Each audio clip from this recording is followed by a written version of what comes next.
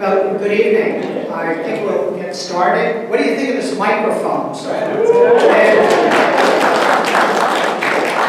Unbelievable. I did, last month we had a problem with the microphones that had to do with a power.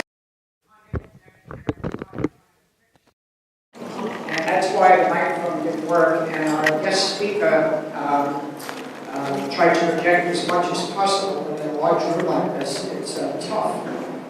So every month there's something new. Tonight, for reasons we haven't quite figured out yet, there were a group of people outside that were here for the sculpture walk.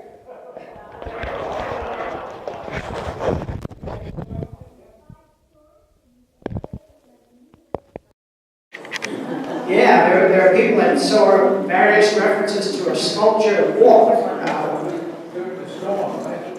Yeah. And then Mario here is reminding me that last year, when I did this presentation, that's why we're actually doing it again, it was a horrible storm. Very few people came. First of all, I have to apologize to any of those people who were here last year. You're going to hear a lot of the same stuff, but there'll be some new stuff. Hopefully, I won't disappoint you. So, let me welcome you on behalf of the Bloomingdale Neighborhood History Group. There's a bunch of us here. You may meet them that just make these things happen. They're all free. We do a monthly walk of the neighborhood. We do a presentation pretty much every month about historic things relating to the neighborhood. And we're here because the International Hospital lets us use this facility and lets us have our monthly planning meetings here. We're ever so grateful for them to have this magnificent room and be in this magnificent landmark building. This is a spectacular building, so we really appreciate that. We'd also appreciate if you give some due consideration to making a token donation on the way out. I'm talking token, we're not talking big bucks here, because we don't need a lot of big bucks for what we do. We do all free events kind of below the radar. So let's get started. My sense is we live in an absolutely spectacular neighborhood that has so many incredible things. We came about in part because of the most interesting and important water system in the whole country, the Croton Aqueduct coming through this neighborhood. Then we had the first elevated railroad in the country coming through this neighborhood, the 9th Avenue L. Then we had all these spectacular institutions, like the first cancer hospital in the United States, the first women's hospital, the first teaching hospital. And I could go on and on and on and on. And then we had so many notable people, from movie stars to presidents. We have spectacular apartment buildings and other buildings, and that's in a city that has spectacular buildings to begin with. But with all of that, we also have absolutely incredible sculptures, some of the best in the entire country. So we're going to run through some of these, and I've got to tell you, it was a little bit tricky to pick and choose for what we're going to show. So bear with me for 1 second.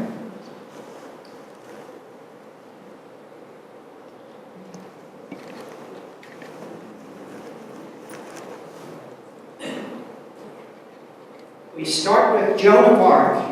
In fact, a few years back, my remote.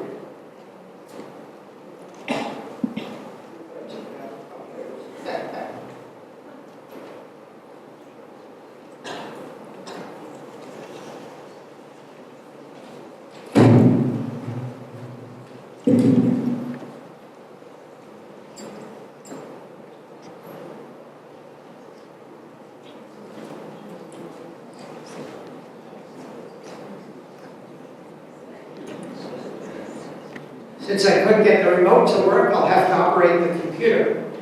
I got inspired by a talk that we had here, right in this room, about the Joan of Arc statue in Riverside Park.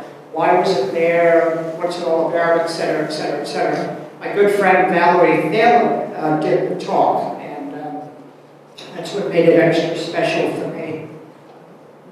And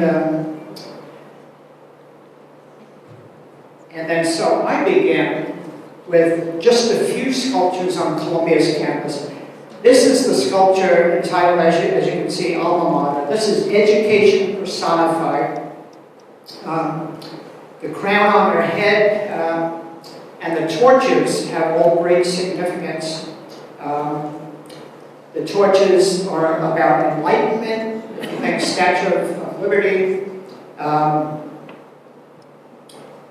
The person who posed for this is thought to be Mary Lawton, but for the face, we're pretty sure now that it was probably Audrey Munson. And we'll come back to Audrey Munson. Does everybody recognize that name? Okay, and we'll come back to her. This was presented by a graduate from the class of 1860. The maquette, the model of this is down in the Corcoran Gallery of Art down in Washington. This was originally plated with gold leaf that kind of wore off over the years. And then in 1962, they plated it again, but this time with a dull finish. And then in 1970, after the Kent State riots, a bomb blasted behind it that did some damage, which hasn't been completely fixed. There's many other sculptures on Columbia's campus. There's one of the few copies in the United States of Rodin's Thinker. There's, if you know, the Peace Fountain in front of the Cathedral, or the Cathedral Close area. That's done by Greg Wyatt. He also did the Columbia Lion on campus. There's statues of Hamilton, Jefferson, all sorts of stuff. We'll have a future presentation on that. So right now, I'll just concentrate on a few things on the campus. This is the great god Pan. Does anybody recognize this on campus? This is approximately between Low Library and Lewis and Hall. And this has a pretty interesting story. It was commissioned by an art patron, Alfred Corning Clark. He's part of that Clark family of Singer sewing machine fortune. They created the Dakota apartment building. And so this piece was actually commissioned for the Dakota to put in their courtyard. They didn't want it. They offered it to New York City to put in Central Park, but they couldn't agree on a location. So he presented it to Columbia University. And Columbia University gladly accepted it. I think they were hoping for future donations. And they stuck it in the corner of the campus up at 120th Street and Amsterdam Avenue. And they left it there, and it was kind of forgotten and whatnot. It finally got moved down to where it is today between Lewis and Hall and Butler Library. In its day, this was thought to be the largest bronze sculpture in the world. Indeed, it was quite enormous. It still is quite a piece.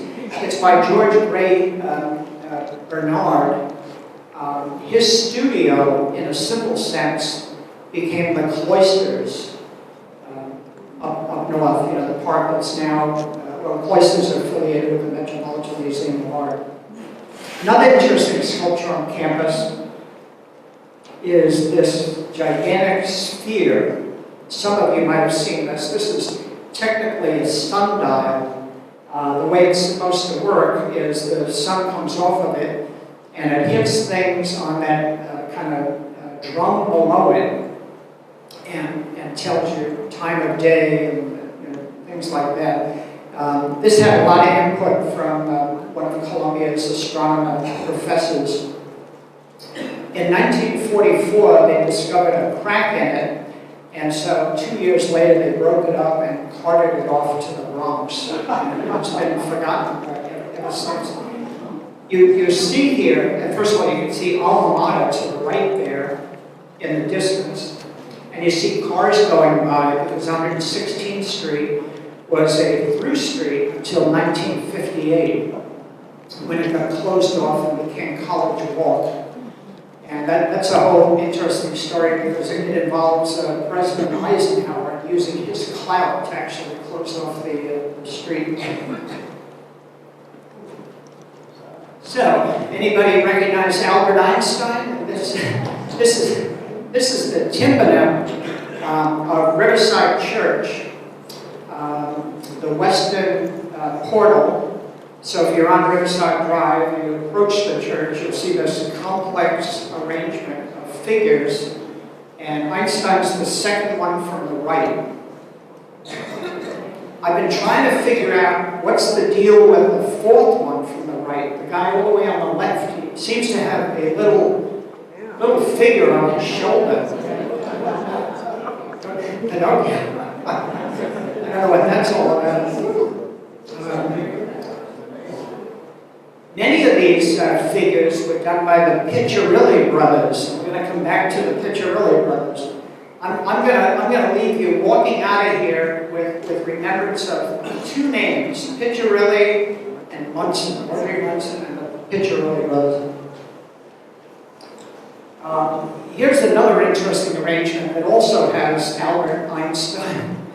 And to the right there, what we're looking at is the front of an altarpiece. If you go into the cathedral, march all the way up to the front, and on the left side, and you can see on the far right side there is Shakespeare, and there's Washington, and there's Lincoln, and then there's these four figures. This happens to be my wife Janet's favorite thing in the cathedral. So we have Dr. Martin Luther King, we have Mahatma Gandhi, we have Susan B. Anthony, and we have Albert Einstein. They're all not distinctly clear. It's hard to maybe figure out some of them, but that's what that's all about. So, if you're impressed by that, here's the tympanum at the Synod House. The Synod House is in the cathedral close it's closest to the corner of 110th Street and Amsterdam Avenue. This is where Elton John had his 60th birthday. This is where they have a cast party for, I always forget that movie with the Harry Potter series. It's a very special place internally, but externally, it's all these interesting figures. Has Constantine, has St. Louis, has King Alfred of Essex, there's all these people, and then right in the middle it has George Washington. So next time you're over there, take a quick look at that. At the top of the cathedral, on the eastern side, is the Archangel Gabriel, and I show you this just to mention that this was sculptured by Gutzom Borglum. Everybody know Gutzom Borglum? He actually lived about 200 feet from here. Lived on West 104th Street for a few years while he was doing work in the neighborhood. But the simple story of the cathedral was they hired him and they had many, many angels to do. And he put women's faces on the angels. He thought that was more artistic. And they gave him a hard time about it. So he changed the faces to male faces, but gave them very pronounced Adam's apples. Yeah. This is what Borglum is most noted for, and that's doing Mount Rushmore. He's done a lot of things around town. If you're ever by the Plymouth Church, Henry Ward Beecher's church, he's done the Lincoln there, he's done Henry Ward Beecher. In Newark, he's done the famous seated Lincoln. Just about every kid who grows up in Newark sits on the seated Lincoln. And then in our neighborhood, he did up in Sakura Park, 122nd Street, Riverside Drive, he did Daniel Butterfield, who was a lesser-known Civil War person, but famous for composing taps. The only song I know of that only has 4 notes. Anybody recognize this? Somebody said the Apollo? Apollo. Gary, is that you? Yeah. Gary Dennis, local celebrity, guessed correctly. You knew Gary, right? This is absolutely the Apollo. On the right side there is the Tree of Hope. What is all that about? If you ever go to amateur night at the Apollo, I highly recommend it every Wednesday night. It costs all about $20. You'll see real amateur performances, and you'll see every time somebody comes on stage, they rub the Tree of Hope.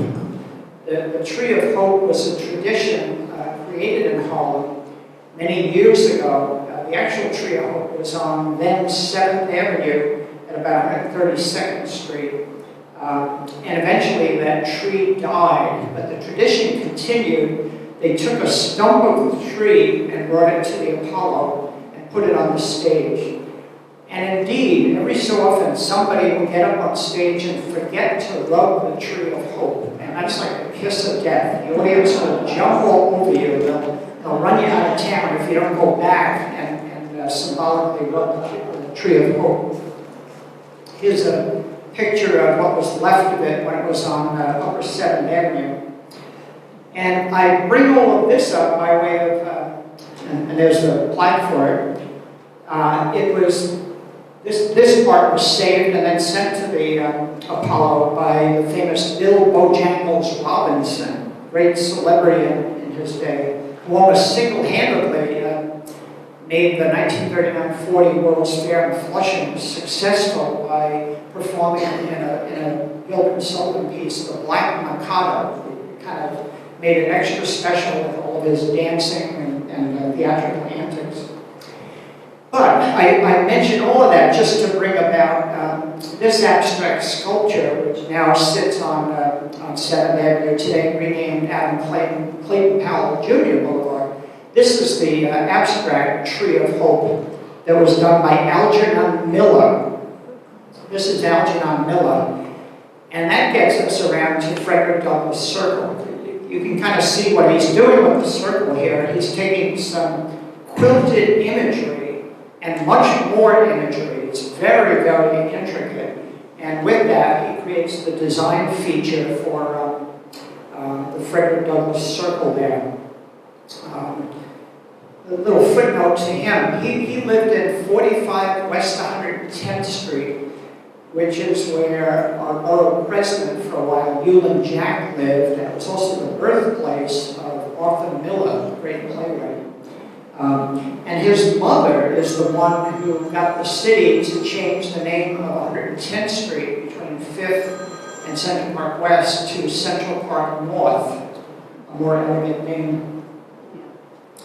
The actual statue of Frederick Douglass that sits there is by Gabriel Corin. It's a magnificent statue. He's done other stuff around town. In fact, he did Malcolm X, if you're ever up in the Audubon Ballroom on Upper Broadway, up around 162nd Street or so. And you go in there, it's a very moving experience, and he did the statue of Malcolm X there. Anybody recognize this? Gary, you're batting 100%. You want to give a shot at this? Not St. Luke's? Or what is that? Say it loud. St. Luke's? No. St. Luke's? No, I'm wrong. Sorry. I don't know. Macy Building. No? This is the College of Mount St. Vincent that sat in what is today Central Park at about 106th Street and 6th Avenue, if you want to think of it that way.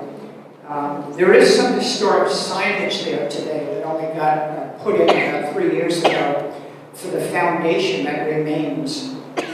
When they first started building Central Park, it only went up to 106th Street, but within 2 years after they began in 1858, they had the opportunity to purchase the land from 106th to 110th Street. And with that, Mount St. Vincent moved up to Riverdale in the Bronx. And indeed, their building up there is fabulously historical, but they left this building behind.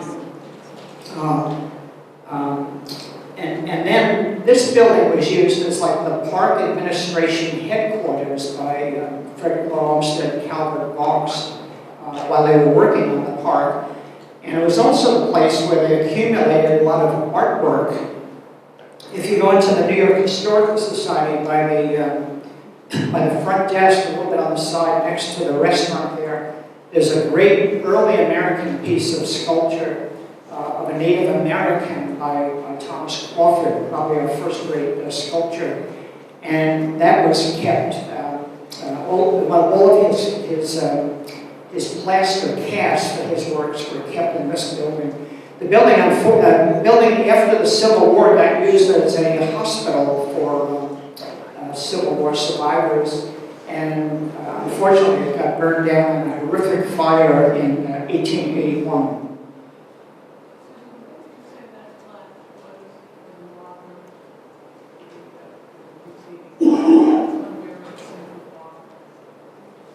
She's asking about a plaque.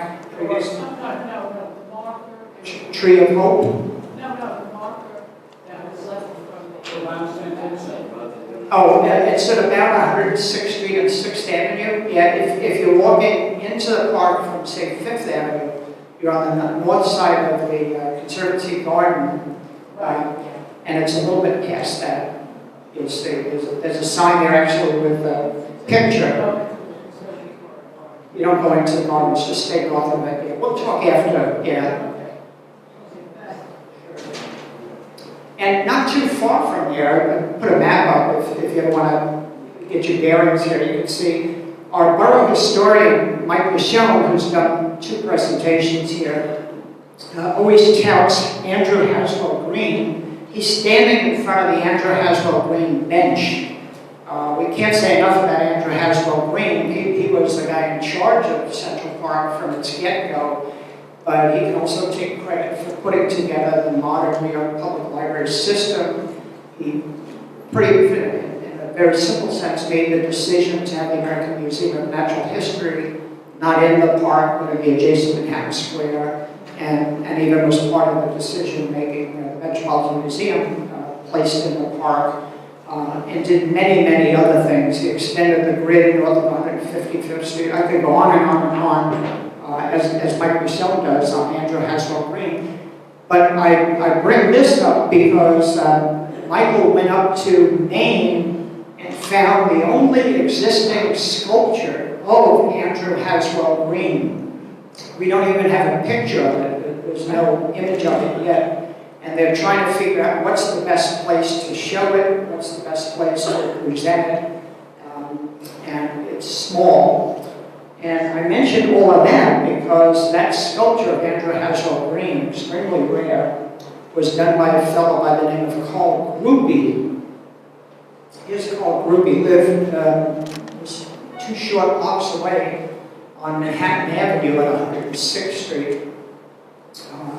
Gruppe was like the protege of Karl Gruppe, another great sculptor. Gruppe did these bas-reliefs at the bottom of the statue for Henry Hudson.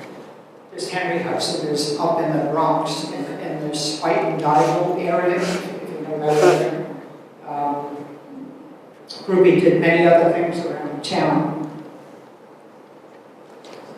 And now I'm showing you 3 buildings in our neighborhood that were done by Clare and Hastings. These are the fellows that are maybe most famous for things like the New York Public Library and the Frick Museum. But in our neighborhood, they did some things, even right down the block here on the far right there, the Regent Hotel. They did that with Shreve land. Like some of the same people that actually did the Empire State Building. But why do I even bring that up? Because they also did a proposal for the National Academy of Design. This never got built. This was supposed to be between 109th and 110th Street, just east of Amsterdam Avenue. The National Academy of Design at the time was down on East 23rd Street. And they purchased some space up here, And they actually conducted painting classes, and there was even a bit of serious talk for a while with connecting with Columbia, where they would share artists and classroom space and sculpture and painting space with Columbia. Columbia in turn would get an art department, and the National Academy of Design would get the benefit of an association with Columbia, and might have got enough funding to actually build this, but it just never came to pass. The National Academy of Design had numerous financial problems all through the years. Today they still survive. They're in the Orchard Huntington mansion on 5th Avenue at 89th Street. At one of the meetings of the National Academy of Design on 109th Street, not downtown, but 109th Street, they elected Karl Gruppe to the National Academy of Design. Anybody recognize this sculpture? Yeah. Tell them. Yeah, 107th Street and Broadway. It's just a cute railing sculpture. The image here doesn't really do it justice, but next time you're there, look up to the second floor. I don't know with certainty. I assume it was commissioned by the apartment owner, maybe the building owner. It's called Opus. It's by a sculptor named Klarfeld. And I recognized the style right away when that railing went up, that sculpture piece went up, because I know this piece. Joel, do you remember this out in Queens? Yeah, this is a Wheel of Justice. It's a large piece, very intricate, and it's out in front of the Supreme Court building on Sutphin Boulevard out in Queens. Same artist that did the one on 107th Street. No, here's looking north on Broadway, about 106th Street, the old romantic photograph. And I think some of you might recognize this abstract piece that's sitting in the middle of Broadway there, right in the mall. I don't know how good this piece is, it's just good. It's been there for a while. But the Broadway Mall has been extensively used by a number of great sculptors. There's a program that employs Don Gummer's pieces. They're not there anymore. Don Gummer is Meryl Streep's husband, if you knew that. Wonderful pieces all up and down. Usually the signage is very good. Another sculpture that got displayed was Tom Otterness. Otterness is the one, if you get off the C or the A train at 14th Street and 8th Avenue, you'll see all those crazy figurines hanging on the railings, and they're down at your feet, and quite playful things. Here's my favorite mystery question, though. Hildreth Meiere. Hildreth did these rondelles, these pieces, on Radio City Music Hall. So that's wonderful. She's done all sorts of other stuff that's documented all over the city, did a lot of stuff for banks, Manhattan, Brooklyn, Queens. Question is, did she do this stuff? Did she do the rondelle on the Metro? Gary, what do you think? Possible. Yes? No? Well, whoever did that did the one in the New Yorker. That I do. Say again? Whoever did that on Metro did the one on the New Yorker. Remember the one on the New Yorker? Gary's saying whoever did this one did the one on the New Yorker. I don't remember the one on the New Yorker, but that may be a clue to the puzzle. We can compare it to that. The Landmarks Commission report doesn't spell it out, but that's the question at hand. Now, everybody knows General Franz Sigel, right? This raises a lot of interesting questions. First of all, why is it here? Yeah.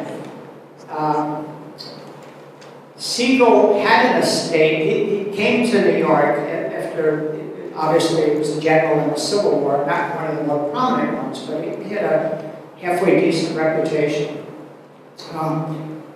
But as Germans were coming into their own in the city, people like Karl Schurz and various other prominent Germans, Joseph Pulitzer, many, many others.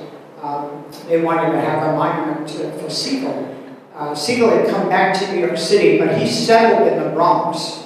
So at about 158th to 156th to 159th Street, on the Grand Concourse, there's a park there, Franz Sigel Park, which is where he lived in the Bronx back in the 1870s and 80s. But anyhow, there was an opportunity to have him here. Karl Gruppe, the sculptor, actually was very much involved. And I'm going to move over here by the light to read my notes so I don't leave something important out.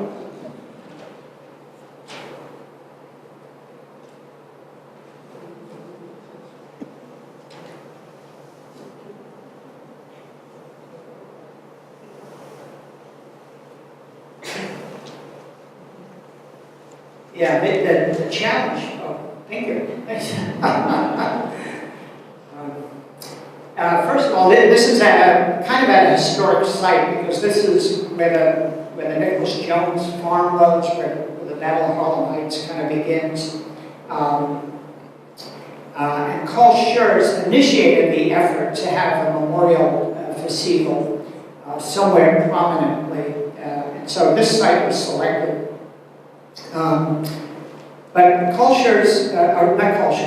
Bitter had just done the Karl Schurz monument over on Riverside Drive at 116th Street, and that was considered a really extraordinary sculpture and a very hard act to follow. So his challenge here is with Franz Sigel, who's actually small of stature. And what he did is he selected it to be at the top of the stairs. None of the legs of the horse,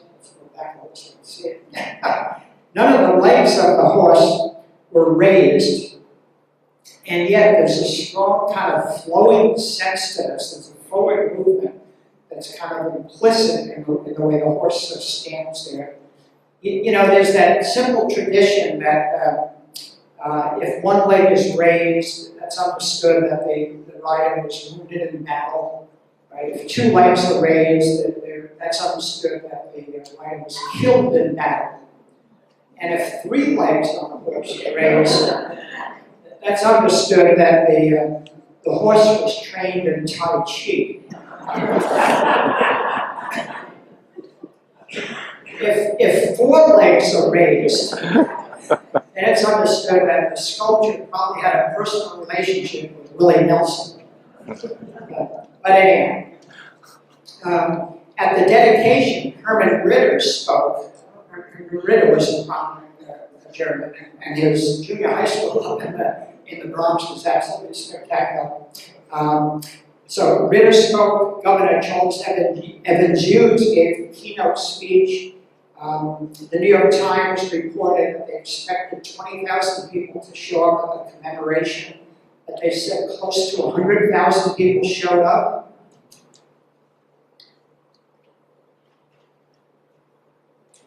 There's a lot of people. I didn't see 100,000, but still pretty prominent.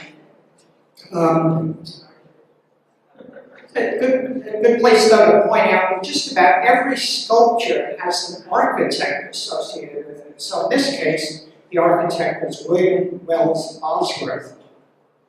And Bosworth designed the Rockefeller estate, Coit, if you've ever been up there. He also designed the Fairmont MIT's campus. He designed a building downtown Manhattan that supposedly has the most number of columns on it. That's the original AT&T building at 195 Broadway. So, Karl Gruppe was born in Vienna. He came to the United States at age 21. He met Richard Morris Hunt. Bitter became the protege of Hunt. Bitter did a lot of things. There's a pulpit in the Metropolitan Museum of Art from All Souls Church, which used to be on, I think, West 81st Street. But he also did the caryatids, the figures of architecture, sculpture, painting, and music on the Met Museum itself, on the facade of it. And he did medallion portraits of Raphael, Michelangelo, Dürer, Rembrandt, Velázquez. And Bitter was a very accomplished writer. I'm giving you all this detail on Bitter because of his fascinating life. In 1915, he and his wife left the Metropolitan Opera, which at the time was down at 39th Street and Broadway. And crossing Broadway, he was crushed by an automobile. This is in 1915, and he died a few days later. So again, his protege was Karl Gruppe, who we talked about. And Gruppe had to finish Bitter's last work, which is called Abundance. And that Abundance is is the official name for the fountain in front of the Plaza Hotel, Pulitzer Fountain, if you know that piece. That's what Gruppe finished for Bitter. Also, I don't know if anybody remembers this firsthand, but in May of 1971, there were two policemen who were guarding Frank Hogan, a district attorney, and they chased a suspicious car, and the two policemen were shot right there, right behind the statue, pretty much. Yeah, you can look it up on the New York Times. So let's see what we have next. There's the ceremony. Oh yes. It's an interesting piece of trivia. I often tell people that the only memorial to an architect in New York City is the one to Richard Morris Hunt. Richard Morris Hunt was the designer of this building that we're in tonight.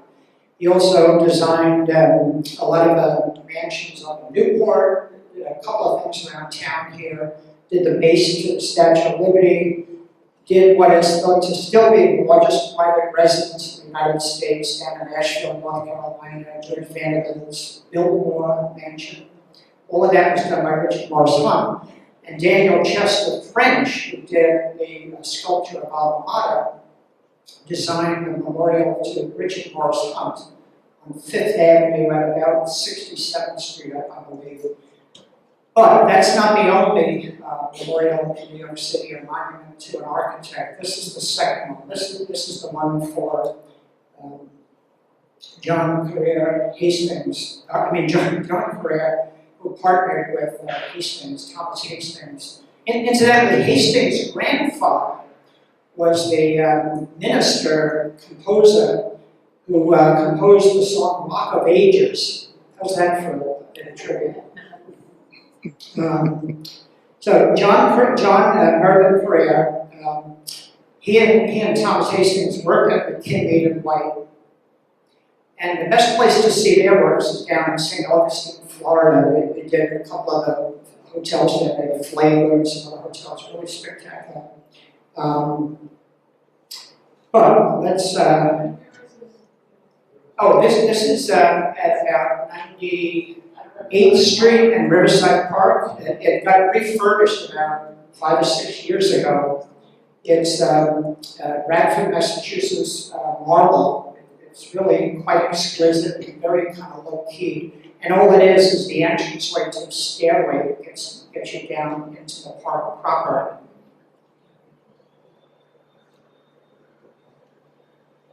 Anybody recognize this?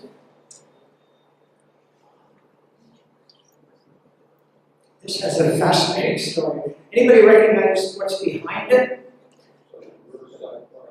Yeah, it's the Riverside Park wall. Yep. That's it. So where do you hear this story? On July 1st, 1937, the New York Times reported that inside Riverside Park, 104th Street, a large bust was toppled off the base by some local boys. The police couldn't find out who it was the bust of.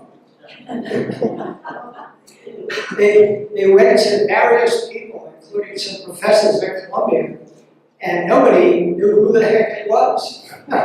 So, well, I'll tell you who it was. It was Orestes A. Brownson. He's known colloquially as the Transcendental Bulldog. He was a Roman Catholic transcendentalist. There's a fair amount of history and detail around him. You can Google it, you can look it up. And if you go up to Fordham University campus, they now have the bust. And at one time, I painstakingly took this picture into the park and matched up the blocks behind the bust to figure out exactly where it was. I did everything short of like excavating for a base to find it.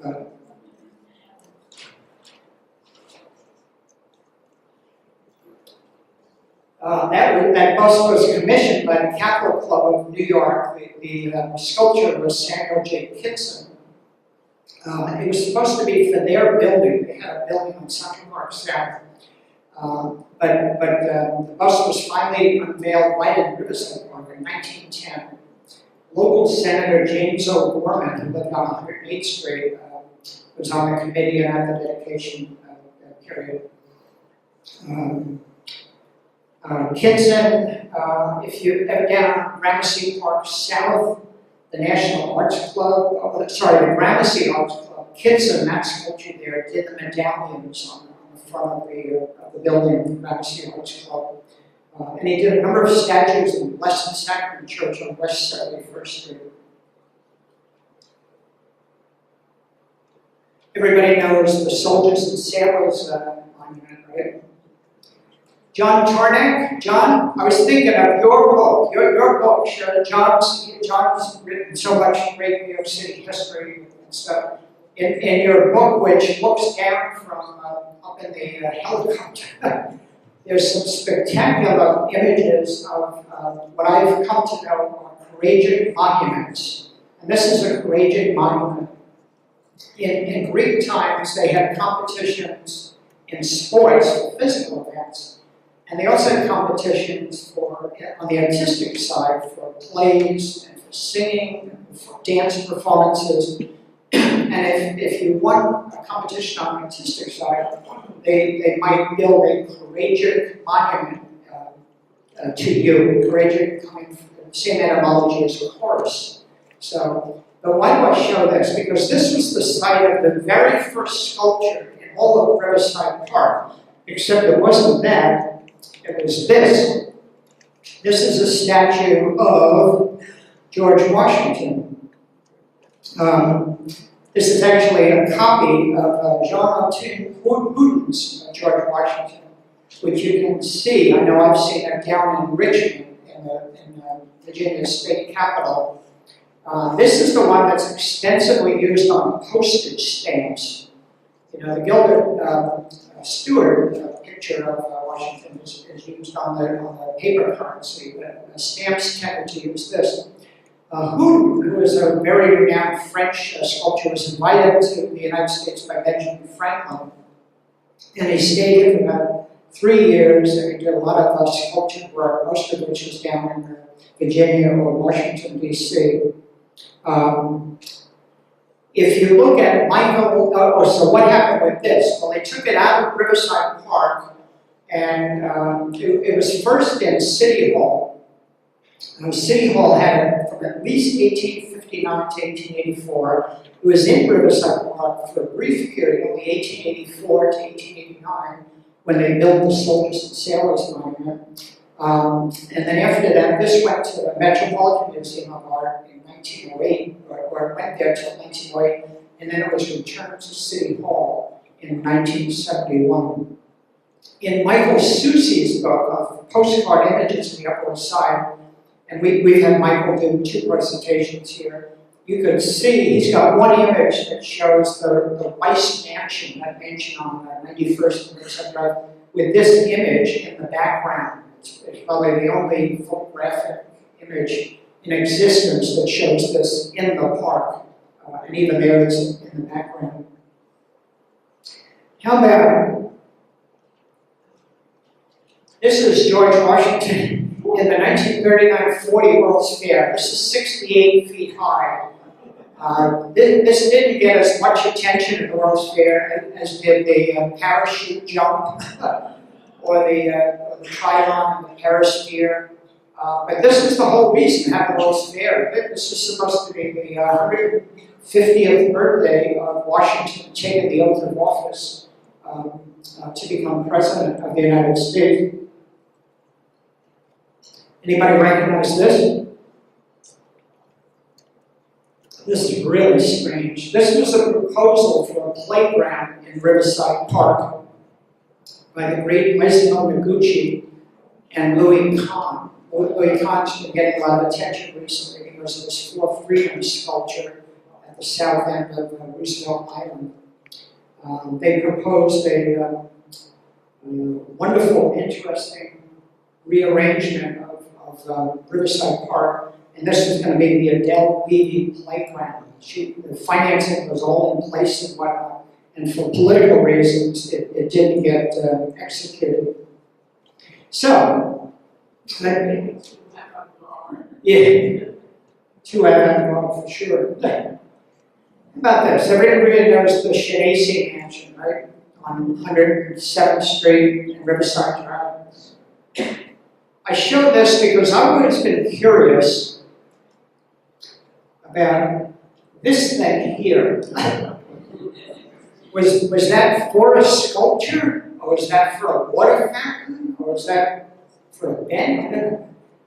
I've been trying to find old images that might show something there, but I just haven't. I suspect it might have been in use. There are some indications of bolts in the granite base there. So, it finally gets us up to Strauss Park, and indeed one of the great sculptures in all of New York City, an absolutely spectacular sculpture. We've covered this when we've done presentations here on Strauss Park, but we spent a lot of time with it. But at the ceremonies here, the thing I'll simply emphasize, and I think this picture does a nice job of it, is the Strauss family, when they know that a memorial was going to be done for Ida Isabel Strauss, they wanted something very subdued. They didn't want to take up much park space. They wanted it to not have to compete with anything else, with the buildings around it, with the wonderful Broadway, whatever. And that was part of the design competition. Karl Gruppe was the chairman of the design competition, and there were 59 entrants for the design competition. And of course, this is the winning one by August Lukeman.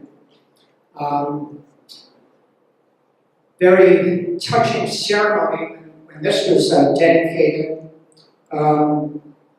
The speakers at the dedication ceremony included the Parks Commissioner, former Mayor Seth Lowe, who still lived in the neighborhood, and the current Mayor, John Roy Mitchell, who also lived in the neighborhood at 258 Riverside Drive.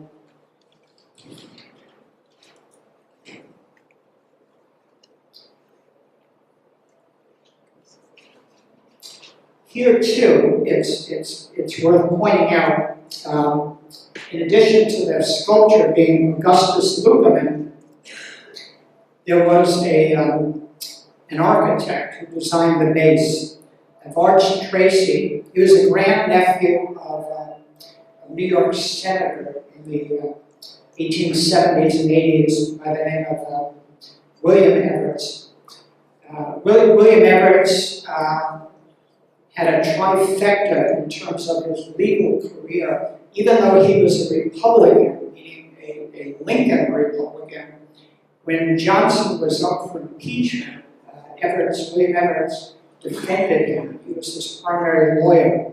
He also defended Henry Ward Beecher against charges of sexual liaison and harassment. And he was also probably the most significant lawyer involved in the very delicate negotiations when Samuel Tilden conceded the election of 1976 to the party of Rutherford B. Hayes. So a very interesting person.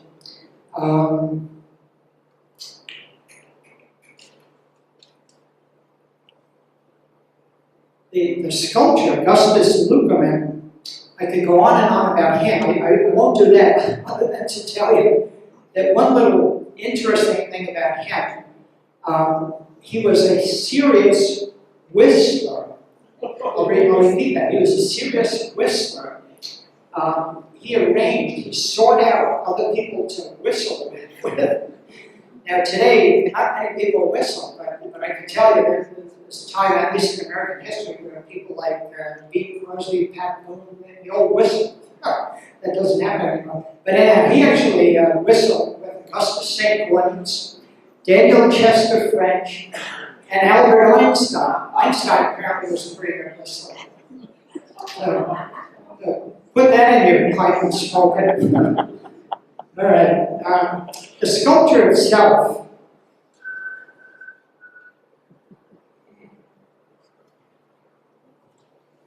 Sculpture itself is, I mean, just an incredible masterpiece. The dedication ceremony, again, very moving. They had young girls from the nearby Bloomingdale Public School, which the building doesn't exist anymore. It's been a replaced building on 105th and Amsterdam. But they came and they dropped flowers in the water there. And then this is probably a good time to officially introduce Audrey Munson. Just one last look at this sculpture. I can't say enough good things about the sculpture. It's one of the, I've been so sensitive to this for the last few years. It's one of the few sculptures that looks maybe even more spectacular from behind. It's cold memory, very reflective. And again, from the front it's magnificent, from behind it's magnificent. All right, I should have given a warning here. A little bit of partial nudity. So we're going to talk about Audrey Munson. In 1909, Audrey Munson came to New York with her mother. They had very little money, but Audrey was discovered in the old Lincoln Arcade. Lincoln Center is not named after Abraham Lincoln. It was named after probably an earlier landowner. But it's down where Lincoln Center is. And it was destroyed, the Lincoln Arcade was destroyed in 1931 by a fire. It was actually used by a lot of the ash can painters at the time.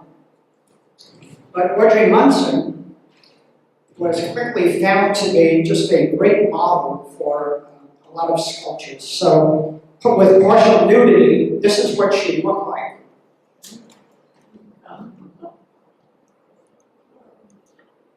And here are various sculptures that she's posed for, and there's like more than 100 of these. She's the figure on the main monument. She's the figure of Manhattan and Brooklyn on both sides. There used to be on both sides of Manhattan Bridge. The fountain on the upper far right there, the Women's Health Protective Association on Riverside Drive on 116th Street. Civic Fame, which is the gold one at the top of the municipal building. The Walking Liberty $F. She's even the figure of, I mentioned it quickly before, Abundance, that Pulitzer fountain on the far right side there, and much, much, much, much more.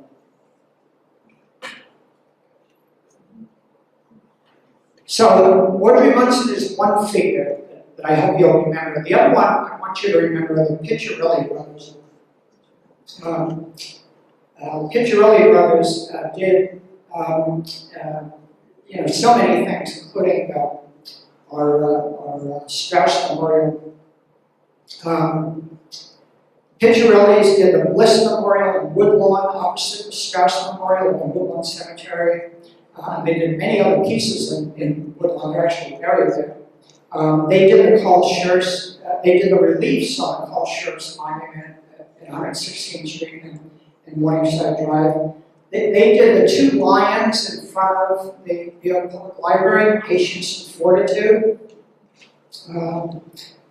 They did, as we showed just on the previous slide, the main monument. They did the Firemen's Memorial on Riverside Drive, which we'll get up to for a second. They did much of Rockefeller Center's work, including, I don't know about Hildreth Meiere pieces, but they did the Lee Ori items, and they did many, many items that you can see in the frick and that. In Riverside Church alone, not even the cathedral, the Riverside Church, they did over 500 carvings in marble and wood. Here they are. This is another piece they did. They did Daniel Chester French's Abraham Lincoln, which sits in the Lincoln Memorial.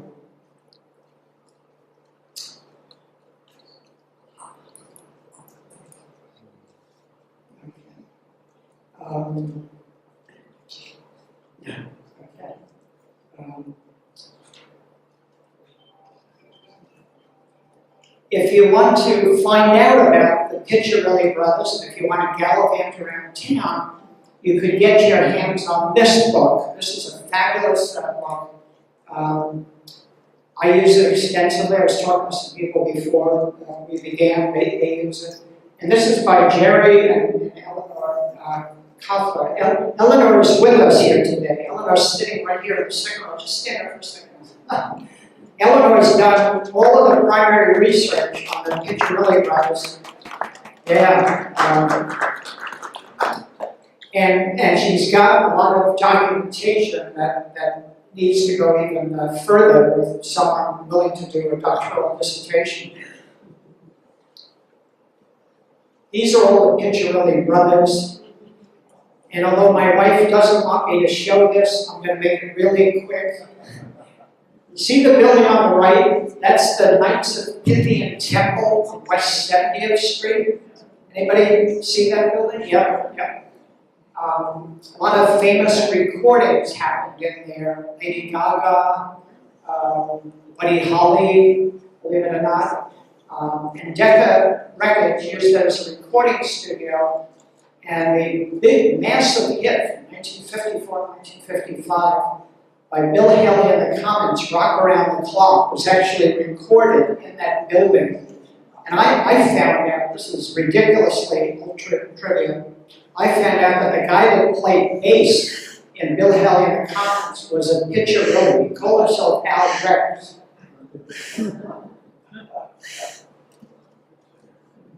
So enough of that. Here's another Piccirilli work. This is a very controversial sculpture. This is so controversial, they moved it out of City Hall Park, where it was originally. It's by the great sculptor Frederick Douglass. They moved it out to Queens, and Queens didn't want it. And so it winds up, Greenwood Cemetery was good enough to take it. It's controversial because of the subject matter. They're stepping on the heads of women and stuff like that. When this was carved by the Piccirilli Brothers, this was thought to be the largest marble sculpture ever made from one piece. And the largest piece before this, in all of history, was Michelangelo's David. So this was really extraordinary in that regard. His artillery, Piccirilli, I found out recently that he lived for a brief period because he did so much work in the neighborhood. Lived on 111th Street, right at the corner of Morningside Avenue, not Morningside Drive. All of the Piccirilli brothers lived on 142nd Street in the Bronx. They had a studio up there. At least 3 presidents, Wilson, Taft, Teddy Roosevelt, all visit their studios. Their studios are thought to be the largest sculpturing studios in the country. And this is, in my estimation, his masterpiece. This is the Firemen's Memorial. Piccirilli, Attilio Piccirilli also did a lot of stuff down on the Customs House In fact, one of the figures on the Customs House was of Germany. When we entered World War I, he changed it, called upon him to change Germany to Belgium, which he did. But this piece here sits on a site that originally had the old Humphrey Jones house during colonial times, and then later on the Furness House. Furness House was a wealthy family in the neighborhood. The three Furness daughters, for a while, took in various people from the arts, including Gertrude Stein. She spent some time there. But anyhow, that's the site there. This is the only monument dedicated to New York City firemen, with one exception. If you go down on Leroy Street in the West Village, Jimmy Walker Park, there's an 1834 monument there to firemen. In December of 1909, the Art Commission approved the design of this. This was going to commemorate a horrific fire down at 215 Canal Street. It took place in 1908. It was a couple of people that died in it, but most tragically, the head of the firemen, the captain, Deputy Fire Chief Karl Gruppe, who was close to 300 pounds, was trapped in the bottom of the cellar of it was a picture frame factory that was on fire, and the water kept filling in, and they couldn't pull him out because of his weight. So very, very tragic. And then Bishop Henry Cotton Potter, who brought the Cathedral St. John, the Divine Archangel, started advocating for having a memorial here. And then, wouldn't you know, Isidore Strauss, who was memorialized with Strauss Park, he was the head of the commission that put this monument there. So.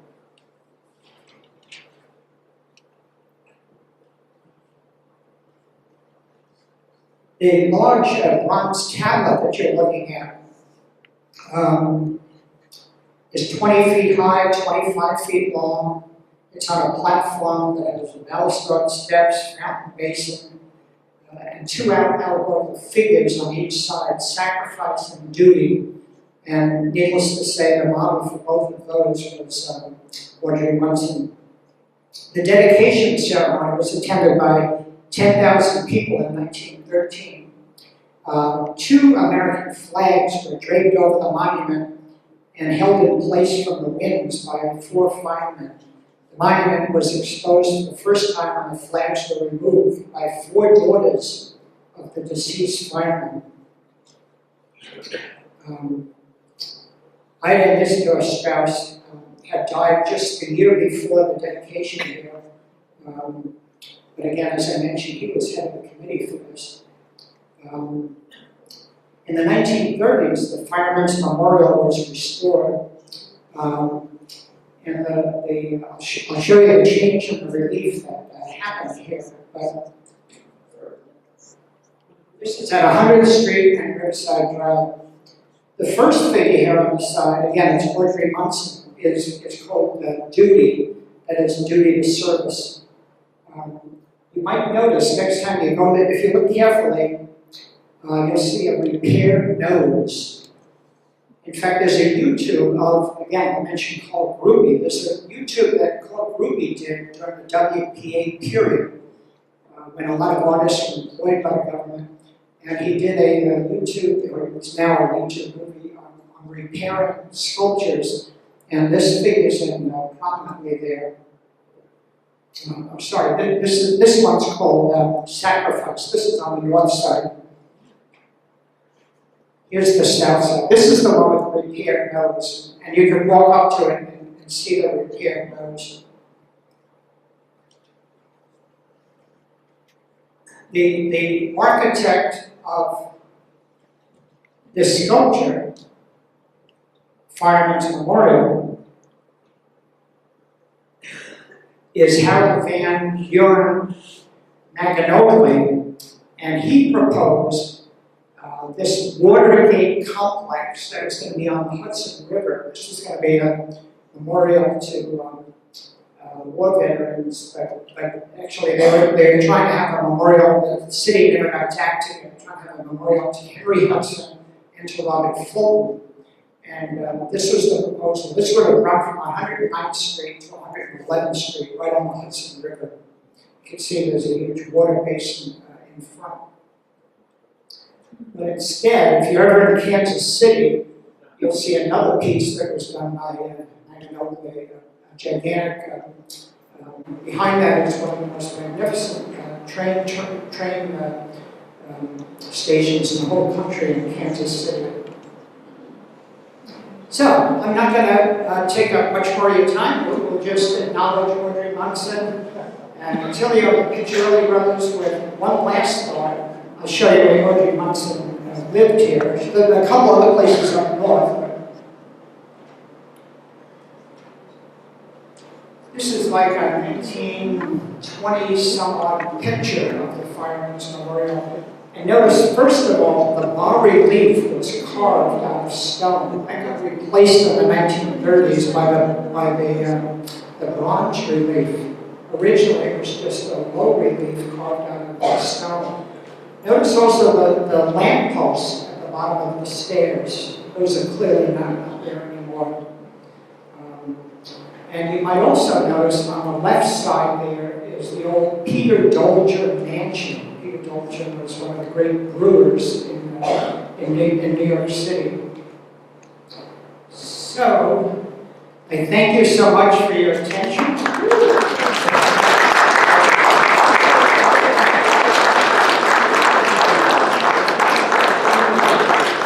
And might you have any questions? Yes. A little bit of the history of Munson.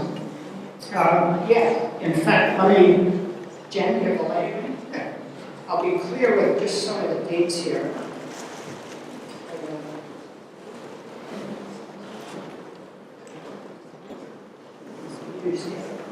Oh, thank you.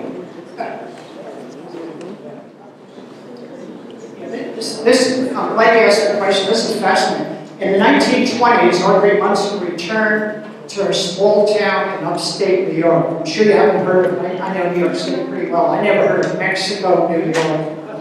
It's north and west of, east and north of Syracuse, but west of Utica.